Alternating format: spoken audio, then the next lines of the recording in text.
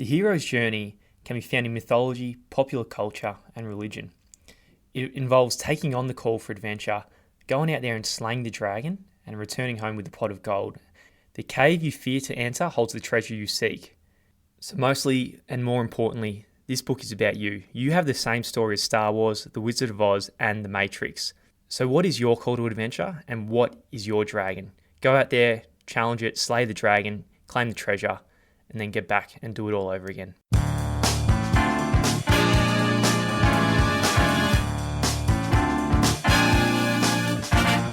Welcome back to What You'll Learn. My name is Adam Ashton. My name is Adam Jones. Today we are reviewing The Hero with a Thousand Faces by Joseph C. Campbell. There's no tagline. I was waiting for the subtitle. There's no subtitle, mate. Just The Hero with a Thousand Faces. That's it. So Joseph Campbell, academic psychologist, I believe, and basically what people talk about is the hero's journey. And we've heard a lot of people talk about it, pretending they know what they're talking about. And this is a real book behind the hero's journey called The Hero with a Thousand Faces, saying that every hero is pretty much the same, just a different face, but the same story. It comes across in a lot of books, and it's one of those ones you think it just seems like they probably haven't read it, but everyone's quoted the book because it is a hard read. It's from the 1950s, but it's packed with a lot of wisdom. And he's saying the hero's journey, it's something that appears across cultures, so it's archetypal everywhere, meaning, you know, might pop up somewhere in Oriental China, but then sometime, you know, in popular culture today in Star Wars or in Egypt 2000, it's just everywhere, this story, right? And it's comes in three parts, and it starts off with departure. So you have some kind of call to action to go out on some kind of quest, and safest to slay the dragon. Then number 2 is initiation. So you face the dragon, put a sword through its neck, get the pot of gold, and then number 3 is return. So then you got the gold, you come back, and then you give it to the whole community. Yeah, and it's probably worth doing a quick Google image search of the hero's journey for the image of this, but we'll try and explain it just to give you a visual representation. So it's like a circle. You start at the top of the circle, and there's a line horizontally through the middle of the circle. So you start at the top, you got your call to adventure, and you start to move down and to the right of the circle, and that line there, above the line is the known world where you currently are. Below the line is the unknown world, which is where all the adventure is and all the gold and the dragons. So you cross the threshold from the known to the unknown, you go down. That's where you've got your phase 2, the initiation and the trials. And then you hit your bottom point, you learn, you get the gold, you kill the dragon, and you circle your way back, and you got to cross the threshold back to the normal world again, which is part 3, the return. So Joseph, he's a mythologist, but it's not really necessarily have to be about mythology. It's about you in your own life and your reader. So, you know, I think that's more important. Yeah, it is. So he's done the hard yards of 50 years of looking at, like, he's got some weird stories about like the Ethiopian cooking pot and the Afghani ant goddess and things like that. But so he's done the hard yards of reading all of these thousands of years of stories and tried to pull this theme together that we can apply to our own lives. So, you know, we had the example of the dragon earlier. It doesn't necessarily have to be a dragon, so to speak, but that's what it is psychologically. So everyone's got their own dragon, and it's about you. So having the call to adventure, go out and do something that's hard or uncomfortable. So for you, it might be going up to a boy or a girl at a bar and speaking to them. That might be your dragon, or it might be going to, I don't know, soccer practice or something, anything that's difficult. And the dragons can vary in size of it. It's about going out there, slaying the dragon, getting the thing that you were after in the first place, growing a little bit, and then coming back and returning to your original life. And then doing it all again. Keep circling around. So you could ask yourself, what is your challenge? What is your call to adventure? And then it's up to you to accept the challenge, conquer the fear, claim the treasure, and do it all over again. So that's what it's all about, isn't it? And he says that in every culture, there's these myths, and then in every individual, there's these dreams. So as you said, that each culture, they've got their own stories, their myths, which is like the overarching hero. And then we've all got our own personal dreams, our own personal destinies that we want to achieve. So he says that the dream is the personalized myth, or the myth is the depersonalized dream. So within every dream, it's pretty much like the overarching myth of the whole culture, but with our own personal quirks in there. He says, myth is the secret opening through which the inexhaustible energies of the cosmos pour into the human cultural manifestation. So through myth and dream, like all these energies from the cosmos pour in to become our inspiration. Yeah. Some deep stuff. I like this bit how he says that there's a problem with contemporary society is that we want to stay young, we want to stay childlike. You know, Peter Pan, who always stays like a child. He says we want to cleave to our mothers rather than heeding the call to become an adult. We worship these people on the screen. We worship these mythological heroes rather than pursuing our own journeys and becoming our own heroes. Yeah, that's a good one. That one about Peter Pan, isn't it? Yeah. So yeah, all these stories that are in popular culture have endless wisdom. So on the surface, it's just a fun-looking movie. Like a kid's, yeah. But it's what he's saying here is like this is the inexhaustible energies of the cosmos pouring these stories into stories, and ends up being manifesting as a Peter Pan or a movie called Star Wars or Lord of the Rings. But in reality, it's this kind of a cross-cultural archetypal energy shit. I don't know where I'm going with that, mate. Just a single story. You know what mate. I'm trying to say. Yeah. So he says that in every story there's like 17 parts. So there's the main 3 sections that we talked about, the departure, the initiation, the return. And within each of those, there's 5 or 6 within each. So there's 17 parts all up. Not necessarily every story or every myth has every single step of the 17, but they've all got those 3 elements of them.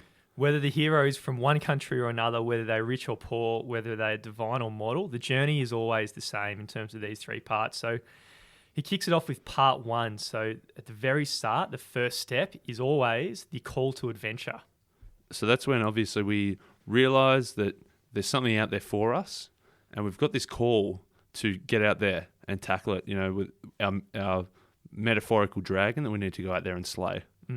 So sometimes we stumble into our journey. There's a blunder. There's something that happens by merest chance, and it reveals an unexpected world, and the individual is drawn into a relationship with forces that are not rightly understood. So, something happens in your life or in the hero's life that kind of shifts his spiritual center of gravity into a part where they want to move into the unknown. Like the comfortable world of the known world just doesn't really cut it anymore. So something shifted him in this new direction. It might be scary and there might be a lot of uncertainty there, but there's something pushing him in that direction. Yeah, there's that call for something more in life, that you don't want to be the little wimp on the sidelines anymore.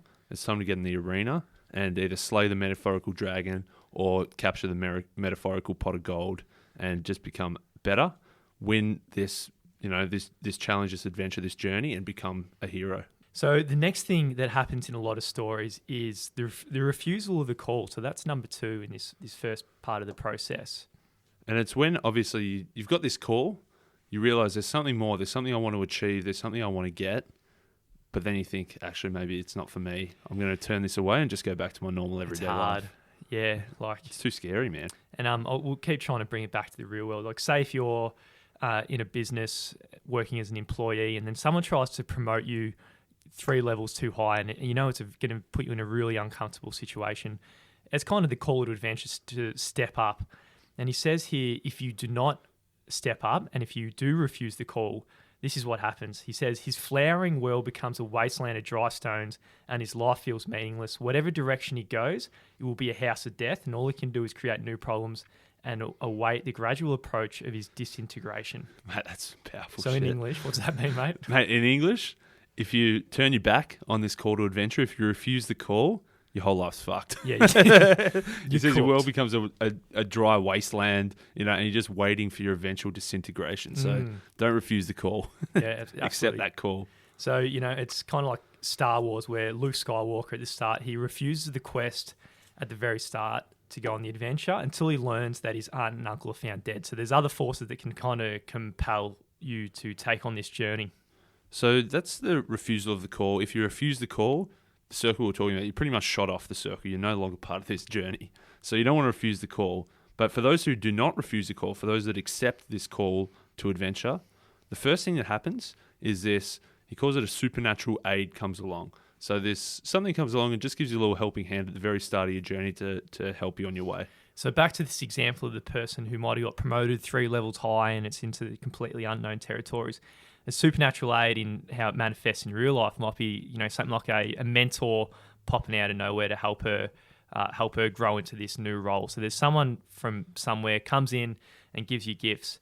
Where this manifests in popular culture kind of movies, it's the gifts of Gadriel. So if you look at Lord of the Rings at the very start of the hero's journey there, Frodo gets approached by this angel, and she gives all these gifts to the Fellowship, and they've got all these really cool amulets and all this kind of stuff to magical forces to go out and get back to Mordor and fuck shit up. I'll take your word for it there, mate. Yeah, that's exactly what happens. Haven't seen it. Yeah, it's a good movie. No interest. Oh, there you go. Mate, so after we've got our little gifts, we've set off on our journey. The next step is crossing the threshold. So that we said before, the circle, we're at the top, we're heading down the circle, and the horizontal line across the middle, we're going from the known world to the unknown world. So it's a big threshold that we have to cross to jump from the safety of the known to the complete unknown. So from beyond the house of the parent is danger, beyond the village of the tribe is danger, beyond the edge of the ship is danger. So when you go from this really comfortable and known world and you're stepping out into the unknown, there's danger everywhere. You're in uncertain lands, and it might be bloody tough. It's like if you have this known, comfortable, safe world of you working in a job, and you want to start a small online business side hustle on the weekend. You know exactly what's in for you in the known, comfort, safe of the job. But when you're stepping into that unknown, it's a scary place, mate. There's danger everywhere. There's something's called you there, but you're doing it. I really like you says self-renunciation is the key to power. So in other words, sacrificing your own interests is the key to cross this. So, you're sacrificing your weekends here. So back to your example, the side hustle, you're doing a self-sacrifice of what maybe your social life in the vision of something else that you're trying for the future. So the next bit is the belly of the whale. So this is the last phase of the first part, and this is where basically if you make a few wrong moves, you end up in the belly of the whale. Like quite literally, like Geppetto from Pinocchio literally gets sucked up by a whale. That's literal, isn't it? Yeah. So yeah, it's with all these stories, it's not all positive where everyone gets first place. There's some bad things that happen in the world. It's real. So you started your journey, and it's not going too well, and you get, so someone's tried their side hustle, it doesn't work, and they end up bankrupt or something. But it can happen. So the hero, instead of consolidating the power of the threshold, is swallowed into the unknown and appears to have died. But from here, there can still be the positive world. So the principal deed here is to make fire with his fire sticks in the interior of the monster, thus bringing about the whale's death and his own release. So you've been fucked up here, you've had a big failure, and then it's up to you to kind of use this to, destroy the whale and then be reborn again as a new person. Mate, it reminds me of a scene in Batman where he's thrown to the bottom of the pit, yeah? He gets destroyed by Bane at the start. He faces Bane toward the start of the movie, and he's not up to it. And then I forget how, but he ends up, going in that pit. You think, so that's the belly of the whale, that's the bottom of the bottom. He's thrown in this deep pit, and seemingly no way out. So effectively, Batman is dead at this point. But then he finds a way. A few things happens. He speaks to some old dude, and then he releases his fear, and he kind of just jumps out. So he does jump out of the belly of the whale, and when he's out, he's reborn again. He's grown to be even bigger, and then he goes out to get back down on big Baney boy. Exactly, mate. That's probably jumping forward a little bit, but the belly of the whale itself is at the bottom of the pit, which leads us nicely into part 2, the initiation. Yes, so part 2, initiation, and as we said at the start, not all these elements we're about to follow on after the initiation have to be part of the same story, but the first thing in the initiation could be the road of trials. And obviously this is when we're getting tested. So we're in the unknown, we're in this part where we are fighting, we're on the adventure, we're on the journey, and we're getting tested on the way. We've got these trials that we have to we're faced with and we have to overcome. Yeah, that's right. So, but at the same time, we get an occasional glimpse of where we're going. So, there's a little bit of hope there still, but we're getting tested. So, if you've left the comfort of your own job to start your own business, there's going to be some tough things that happen at the start that you get tested by. Definitely, man. It's like Super Mario, mate. When you go to Super Mario 64, you got to get all 120 stars, but along the way, you got to beat Bowser a couple of times, so you can see the eventual goal at the end, but along the way, you've got to fight him a couple of times, but you think, oh yeah, I can beat Bowser here. You get a little glimpse of where you're going. Yes. Yeah. And bloody Bowser. Number 2 is the meeting with the goddess. So this chick is And, when it comes to archetypal stories, it isn't gender neutral. The female and the male represent different things. But she says she's the bliss-bestowing goal of every hero's unearthly and unearthly quest. Whatever the world has lured, whatever has seemed to promise joy is this. So this figure comes to the hero, and the hero meets this goal, so to speak. Mate, the goddess is a good thing. I think the women in these stories are definitely what you want. Yes. So it says that so this goddess, she lures you, she guides you, and then she bids you to join her on this adventure. So if you can match her, then you're released from your limitations, and that's where this goddess comes along to show you the way. It sounds like it's the verb of like kind of stepping up. So you're called in, and then you got to kind of match what you've been stepped up to be, and you step up with it, and then you're doing very well in the journey at this stage. Number 3 was women as the temptress. So also, even though there are women as goddesses, there are also women as temptresses as well. So there's this sometimes a darker side where, as you're realizing that you've been released from your limitations, you're realizing that you have got power and you have got strength and you've overcome some of these trials, you might be tempted to do the wrong thing. Like Anakin might be tempted to go to the dark side. So yeah, you're in the unknown, and then you can start doing the bad side of this unknown. So you're tempted by the good and the bad, and then you might go down the dark side and become a dick. This is the point where you realize that you have got power and you can overcome whatever it is you sought to overcome. But you also realize that with this power, you could use it for evil, not just good. And then the 4th thing, which I really like this one, is atonement with the Father. And atonement really means mends or fixing. I'd have to get the dictionary for that one, to be honest. So you're kind of fixing the relationship with the Father. Yeah. And so he says this is like, once you've done this is where you're really becoming an adult. So you were a child, but you've now outgrown the mother's breast, and you've turned towards the world of the adult.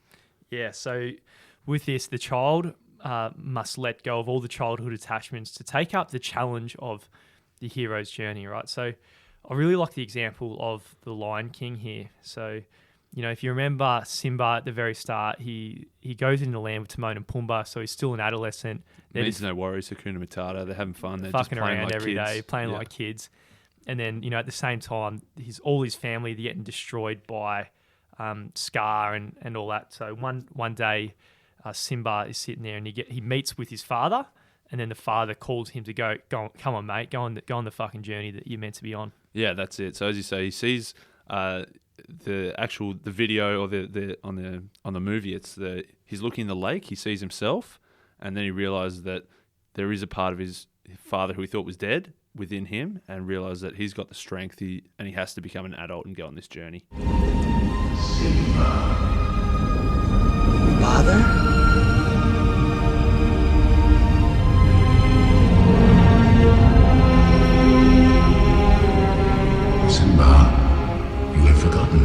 No. How could I? You have forgotten who you are, and so forgotten me. Look inside yourself, Simba. You are more than what you have become. Okay, so Simba, he met the father, went back on the journey, and when he went to destroy Scar like he was meant to do. So he let go of his childhood attachments and then went on the hero's journey, as tough as it might have been. That's it, mate. He turned with the father. So the next step is Apotheosis. Another dictionary one, was it, mate? Yeah, another dictionary one. The highest point of the development of something. So this is the signs of where the human hero has gone beyond the last terrors of ignorance. Mate, this is where the hero becomes more than just a man or a woman. They've become the hero. Yeah, they're absolute superstars now. So if you think of like the Matrix, it's where Neo, he has that stage where all of a sudden he becomes Neo, he becomes the one, and he starts dodging bullets. So on the journey, you've met all the challenges, you've gone on the journey, and then now you've grown into something completely new, and you're able to take on more and bigger challenges and slay better dragons at this stage. So as a bit of a summary to this part, he says that we've been taken from the mother, we've been chewed into fragments, we've then assimilated into the world where we've been annihilated by some kind of ogre, he says. We've been feasted on, and we've basically been turned to rabble, but then, like the phoenix from the ashes, we're reborn as something more. This is the point where we're no longer just a man or just a woman, we're becoming the hero. That's a good one, isn't it? This is a good point to get to. It's Yes. worth it. Yeah, you don't want to stop the journey before this point. You don't want to stop after you've been annihilated and chewed into fragments. Oh yeah, this is the whole point. You're a phoenix now. You're an absolute. You're Neo, and now you've slayed the dragon. Number 6, and you've grown. So number 6 is the ultimate boon. So this is where the boon, the rewards. You're collecting the rewards. You've slayed the dragon. Now you just got to go walk over to him and pick up that pot of gold that he was sitting on the whole time. Yeah, so if you think of, say, Neo at the start, he's like a little wimpy software developer in the real world. He takes I forget whether the blue or the red pill. He takes the red pill. The red pill, which is the call to adventure. It's really hard at the start. He pulls the things off his body. He can't believe the world he's in. And then he's has the faces of challenges in that journey. Then at the end, he grows into this new person, takes on the agents, and at the very start, he can fly. So if you look at from the start of his journey, where he's a little wimpy developer, to at the end where he can actually fly, that's Neo's journey, and it's a good journey in the end, retrospectively. It's interesting that he says that the boon bestowed on the worshipper is always scaled to his stature and the nature of his dominant desire. So if you're just, if you've gone out in a small sense, you're going to get a small reward. You got to slay a big dragon in order to get a really big reward. I think that ties into a little bit of the book we reviewed in season 1, which was The Magic of Thinking Big. So he says the bigger the thoughts you have, the bigger the rewards will be. So if you're someone who just thinks small in this world, you're going to have these small goals and actually get small rewards. But if you're a big thinker and you're going after big stuff, you're going to have bigger goals, which... For sure. And then at the same time, you have bigger rewards as well. Bigger dragons, bigger rewards. Yeah. Mate, so part 3 is the return. So we haven't quite crossed the threshold, this line back up. We're heading back up the circle, but we haven't quite crossed back to the normal world yet, because he says generally the first stage of the return is actually the refusal of the return. So you're this hero, you've done the job, you've slayed the dragon, you've got the boon, but you don't want to go back to this normal world. You're more than that now. So this is the call to come back and then give you the gift. So you got these pot of gold from the dragon, you got all these new gifts you've done from your new venture, and now you got to come back to everyone else and kind of share the gifts that you've learned to the rest of the community. And if we're being honest, you're pretty pooped. You're pretty tired from this big journey, and you think, I've changed too much. I don't fit in with this world anymore. So that's why you refuse the return initially. Yes. So again, there's some other magical forces, and we'll kind of blend all these different ones into one for the whole return. But at the end, if there was a magical force at the start who'll help the hero, he'll also support him to go back onto the way home as well, back into the old world. But also, even if you keep refusing to go back, at some point, there's some, he calls it the rescue from without. Some other force comes in and forces you back in. You can't just stay in this unknown dream world forever. You've got to go back to the real world sooner or later. He says the realm of the gods is a forgotten dimension of the world we know. So there's this whole realm of existence that the average people don't really know, and it's up for you. So you've gone out into this other world, learn all this new really cool shit in the land of the gods, the way Campbell phrases it. Now you got to come back and then teach them all this new really cool shit that you've learnt in this new land and uncharted territories, and give that to all your pals back at home. Mate, that's why it's important to cross that return threshold and come back to the real world, because you are the hero now, and you've got to come back and share the gold with everyone else. You can't just keep it for yourself, because then you're not a hero. So if you pass all these stages of the return, toward the end, you're at that point where you've given everything, but now you're retelling the tales, and then the hero can actually live in both worlds. So now you're able to live in the other world where you grew in the unknown territory, but then you can also pluralistically live in the other world as well. So you got these, you're the master of both areas. That's it. And as we said, that once you've gone down to the unknown, you've slayed the dragon, you got the gold, you come back to the real world, you got to keep doing it again. And he says that not everyone has a destiny. It's only those who go on this journey. Oh, that's huge, I think, man. You got to go on that journey, man. Otherwise, you're just stuck in the boring safety. Yeah, exactly. So not everyone has a destiny. It's like people say, what is my destiny? Your destiny is something if you choose to go on the call to adventure or whatever. If you're someone who just stays at home going, what is my destiny? What is my destiny?